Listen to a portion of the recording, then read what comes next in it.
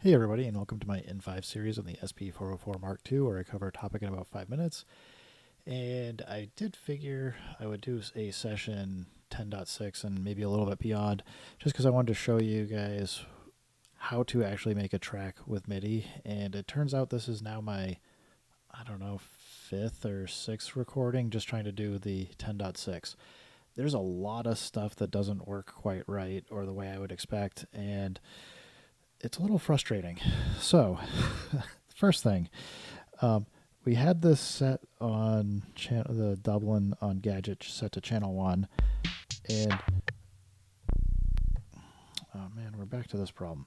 Well, problem 1, I'll just explain, is when you hit external, it stays on and that note will be sent forever. I think it's B1 or B sharp 1. Anyway, earlier I did a little hack where I unplugged and then plugged back in the USB for a previous session and got it to stop. I don't want to have to do that. And a fun thing is, fun fact, this is always, no matter what pad bank you're on, always sending C1, so or off of channel 1, not C1. So ext source, this pad is always coming out of the MIDI, going out MIDI bank channel, or MIDI channel 1. And it basically means you don't want to use channel 1 at all if you can avoid it, because every time you hit this, it's going to keep playing that note. And the other problem is you can't hear it right now because external source is off, but if I play any of these drum hits, you can also see Dublin is getting that note. So I mean, we want to move it anyway, so I just moved it to channel 6 just to get it out of the way. Now I can turn external source on. I can play the notes for the drum hits we recorded, and I can then go to bank F and play those. Now, we know that we can come in and record a pattern. I'm just going to record in some hats because I really wanted to get the recording of Tokyo for the bass drum and the snares. I'm going to show you the next we'll go through these problems and I'll keep doing it, but hit record and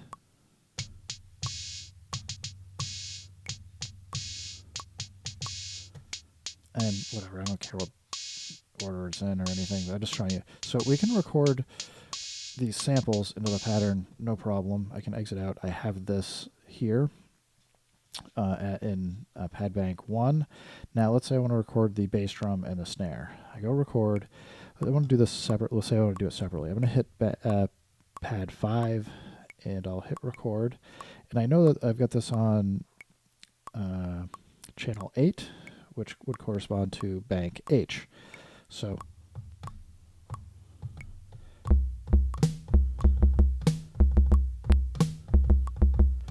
which is great. I can play it, but it is not recording. So what's going to happen, you can see the external source is flipping on and off, which is also not something you want, but we'll fix this. So if I hit record, actually hit exit, you can see I've got this, but all it's doing is flashing the external source light. That's all it's doing. So I'm going to hit delete. We're going to delete, whoops, delete this. Oh man, delete. There we go. I'm just frustrated. This should work. This should work better. Roland can do better. I know they can. So again, we'll turn ext source on, and we can just play this. It'll keep playing.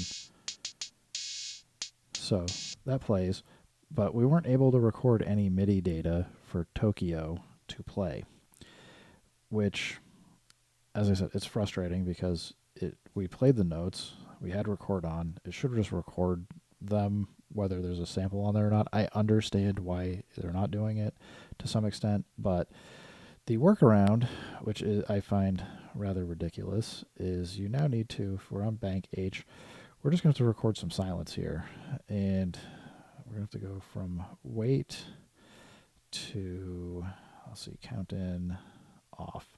So just hit record, stop recording. So we now have a blank pad with nothing on it.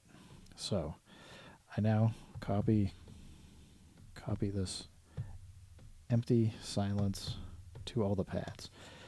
Now watch this. So we come in, pattern, I'll just go copy that over. So basically just have the hats.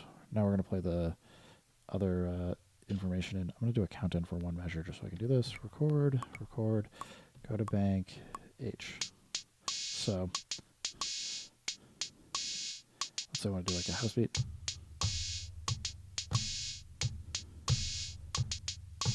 So yeah, you can't hear it because external source is off, but we'll turn rehearse off. So you can see it's now recording those notes, which is fine, but it's just kind of a weird workaround that you have to record an empty silent pad, silence to a pad, so that you can record the MIDI data. I wish there was some way that you could either tell it that the bank was a external MIDI bank or something.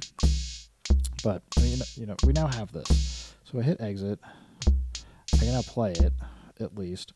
But obviously, if I disconnect here, it won't play the sounds, which I get. That's fine. This is a sampler. It's kind of intended more for sampling, but it kind of leads me down wondering how useful some of the MIDI stuff, MIDI implementation is in general for this. I think having an external sequencer to sequence into it makes more sense than something else. But anyway, I'll quit griping and belly aching for today. But I just wanted you guys to know, like, it took me a bit of time to figure this out. And just one more thing I want to show you. Get out of pattern mode. If I go Shift Utility System, if you go to Sequence Notes Out and turn it to off, which you may want to do because you maybe don't want these pads going out. But now if I go to Pattern and play it, you can see it's not playing. There's no difference between pattern 1 and pattern 5. And it's still technically playing these empty silences. And you could record the notes from Tokyo in here, so it's actually playing the full track. But it's just making me wonder why anybody would actually want to use the Mark II as a external MIDI sequencer, other than like in a pinch where you need it. So again, I hope Roland will do something here, but if you do want your notes to work, you then need to go System, MIDI Sync Out to On. As I said, I'll do a few more of these and just do some more, add in some extra tracks and stuff, but we're going to have to deal with this as a kind of goofy workaround to keep going. Anyway, thanks guys, and I'll talk to you soon. Bye.